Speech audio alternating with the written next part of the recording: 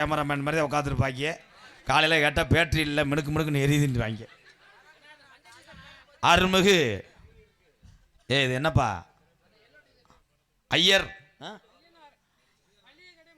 ஐயா, ஐயனார் யாராவது இப்படி எழுதுவாங்களாயா? இங்கே பாருங்க, ஐயா நார், இது ஐயனாராங்கய்யா. ஐயா பார்த்தீங்களா, பார்த்தீங்களா நான் படுற அவஸ்தையெல்லாம் பார்த்தீங்களா? தெரியுதாயா? உனக்கு எப்படி தெரியும்? கண்ணு தெரியுதாக்கு? ஐயா பாருங்க, தெரியுதாயா? தெரியுதாயா? பாருங்கய்யா, இது வந்து நரம்பு தலைச்சிக்கு இந்த மாத்திரை வாங்கி சாப்பிடுங்கய்யா. ஏப்பா நான் பஸ் ஸ்டாண்டில் ஏகிமா வைக்க. அருள்மிகு ஐயனார் மளிகை பாலக்குறிச்சி அடகு கடை சதீஷ் சார்பாக 501. நன்றி நன்றி. ஆவணி 30 தேதி வரைக்கும் எனக்கு ஒரு நாள் கூட ஓய்வில்லை. வர்ற ஆவணி 30 வரைக்கும் நாடகம் வாங்கியாச்சுங்கய்யா. யாரும் போன் அடித்து தேதி இருக்கான்னு தொல்லை பண்ண வேணாம். ஏன் இதை சொல்கிறேன்னா, ஒரு நாளைக்கு அத்தனை போன் வருது, தாங்க முடியலைங்கய்யா. உங்கள் பாதம் தொட்டு கேட்குறேன், அடே கேமராமேன்களா நல்லா இழுச்சு புலந்து எடுங்கடா.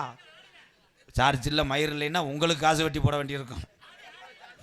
ஆவணி 30 அப்புறம் சென்னை போகிறேன், ஒரு மிகப்பெரிய ஒரு படத்துக்கு போகிறேன். அந்த படத்திலே நிறையா தொகை தரவுன்னு சொல்லியிருக்காங்க. அது கிடைச்சுன்னா நிறைய ஏழையை வாழ வைக்க எனக்கு உதவும்.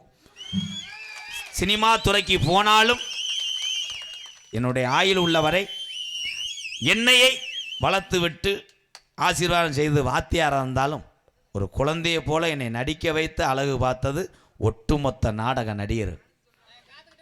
இங்கே எல்லாரும் நினைக்கிறிய நாடக நடிகர் பூரா கோடீஸ்வரங்களாக இருப்பாக போல. கிடையாதுங்கய்யா.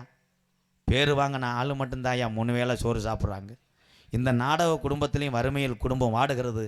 அதற்கும் நான் உதவி செய்ய வேண்டுமென்றால் சினிமா துறையை நாடுனாலும் நாடகத்துறையை விட்டு ஆயுள் உள்ளவரை போகமாட்டேன். அடியன் எங்கள் அப்பா அம்மா வச்ச பேர் தான் MK ராதாகிருஷ்ணன். அகில உலகத்தில் உள்ள என் தமிழர்கள் எங்கள் அண்ணன் தம்பி வச்ச பேர் தான்